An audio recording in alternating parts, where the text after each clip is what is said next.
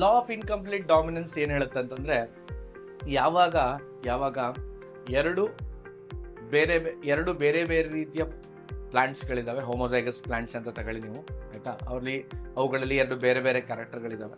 When they come together, ಯಾವಾಗ particularly pollination ಆಗುತ್ತೆ, ಆಗ ಏನಾಗುತ್ತೆ ಅಂತಂದರೆ ಬರುವಂತಹ ಪ್ರೋಜೆನಿಯಲ್ಲಿ ಓಕೆ ದ ಡಾಮಿನೆಂಟ್ ಕ್ಯಾರೆಕ್ಟರ್ ಏನಿರ್ತದೋ ಅದು ಕಂಪ್ಲೀಟ್ ಆಗಿ ತನ್ನ ಡಾಮಿನೆನ್ಸನ್ನು ತೋರಿಸೋದಿಲ್ಲ. ಹಾಗಾಗಿ ಸೊ ಏನಾಗುತ್ತೆ ಅಂತಂದರೆ ಎರಡೂ ಪೇರೆಂಟ್ಸ್ಗಳಲ್ಲಿ ಇರುವಂತಹ ಇಂಟರ್ಮೀಡಿಯೇಟ್ ಕ್ಯಾರೆಕ್ಟರ್ನ, ಅಂದರೆ ಮಧ್ಯವರ್ತಿಯ ಅಥವಾ ಮಧ್ಯಮ ಕ್ಯಾರೆಕ್ಟರ್ಗಳನ್ನು ಸೊ ಅದು ತೋರಿಸುತ್ತೆ. ಈ ಮಧ್ಯಮ ಕ್ಯಾರೆಕ್ಟರ್ಗಳು ಈ ಒಂದು ಎಕ್ಸ್ಪೆರಿಮೆಂಟಲ್ಲಿ ಸೊ ಬೇಸಿಕಲಿ ಯಾವುದು ಅಂತ ಹೇಳಿ ನೋಡೋಣ ಬನ್ನಿ. ಸೊ ಕ್ಯಾರೆಕ್ಟರ್ ಯಾವ್ದು ಕನ್ಸಿಡರ್ ಮಾಡ್ತಾರೆ? Colour of the flower. ಎರಡು ಕಲರ್ನ ಕನ್ಸಿಡರ್ ಮಾಡ್ತಾನೆ ಯಾರು? ಸೊ ಇದು ಮೆಂಡಲ್ ಮಾಡುವಂಥ ಎಕ್ಸ್ಪೆರಿಮೆಂಟ್ ಅಲ್ಲ. ಸೊ ಇದು ಯಾರು ಎಕ್ಸ್ಪೆರಿಮೆಂಟ್ ಮಾಡಿರೋದು? ಕಾರ್ಲ್ ಕೊರೆನ್ಸ್ ಅಂತ ಹೇಳಿ ಎಕ್ಸ್ಪೆರಿಮೆಂಟ್ ಮಾಡಿದ್ದಾನೆ. ಸೊ ಅವನು ಮೆಂಡಲ್ನ ಲಾ ಆಫ್ ಡಾಮಿನೆನ್ಸ್ನ ಡಿಸ್ಪ್ರೂವ್ ಮಾಡಿದ್ದಾನೆ by this particular method. And it is similar to the ಯಾವುದು ಮೋನೋ ಹೈಬ್ರಿಡ್ ಕ್ರಾಸ್ ಆಗಿರುತ್ತೆ. ಆದರೆ ಮೋನೋ ಹೈಬ್ರಿಡ್ ಕ್ರಾಸ್ ರೂಲ್ಸನ್ನು ಫಾಲೋ ಮಾಡೋದಿಲ್ಲ. ಹೇಗೆ ಅಂತ ನೋಡ್ತಾ ಇದ್ದೀವಿ ಈಗ. ಎರಡು ಕಲರ್ನ ಚೂಸ್ ಮಾಡಿದರೆ ನಿಮ್ಗೆ ಆಲ್ರೆಡಿ ಗೊತ್ತಿದೆ, it's red and white. So F1 ಜನರೇಷನಲ್ಲಿ ಪಿಂಕ್ ಬರುತ್ತೆ ಬಿಕಾಸ್ ಆಫ್ ಇನ್ಕಂಪ್ಲೀಟ್ ಡಾಮಿನೆನ್ಸ್ ಅಲ್ವಾ. ಸೊ ಯಾವ ಪ್ಲಾಂಟನ್ನು ಉಪಯೋಗಿಸಿದಾನೆ?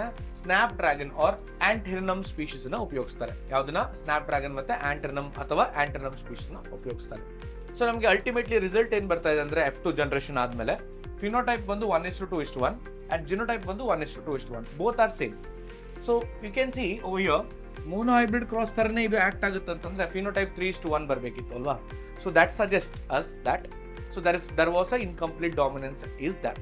ಸೊ ಹಾಗಾಗಿ ಇಲ್ಲಿ ಫಿನೋಟೈಪ್ ಮತ್ತು ಜಿನೋಟೈಪ್ ರೇಷಿಯೋಸ್ಗಳು ಒಂದೇ ರೀತಿ ಇರ್ತವೆ, 1:2:1 and it will differ from the mono hybrid cross. And ಇದರಿಂದ ನಮ್ಗೆ ಒಂದು ಗೊತ್ತಾಗುತ್ತೆ ಅಂದರೆ ನೇಚರಲ್ಲಿ ಎಲ್ಲ ಒಂದು ಪರ್ಟಿಕ್ಯುಲರ್ ಪ್ಲಾಂಟ್ಸ್ಗಳು ಕೂಡ ಲಾ ಆಫ್ ಡಾಮಿನೆನ್ಸ್ನ ಫಾಲೋ ಮಾಡೋದಿಲ್ಲ. ಸೊ ಕೆಲವೊಂದು ಪ್ಲಾಂಟ್ಸ್ಗಳಿದ್ದಾವೆ, ಕೆಲವೊಂದು ಆನಿಮಲ್ಸ್ಗಳಿದ್ದಾವೆ, ಕೆಲವೊಂದು ಆರ್ಗಾನಿಸಮ್ಸ್ಗಳಿದ್ದಾವೆ which is going to be differ from the law of inheritance. So ಅದರದ್ದೇ ಆದ ಬೇರೆ ಲಾನ ಫಾಲೋ ಮಾಡುತ್ತೆ ಅಂತೇಳಿ ನಮಗೆ ಇದರಿಂದ ಅರ್ಥ ಮಾಡ್ಕೋಬೋದು.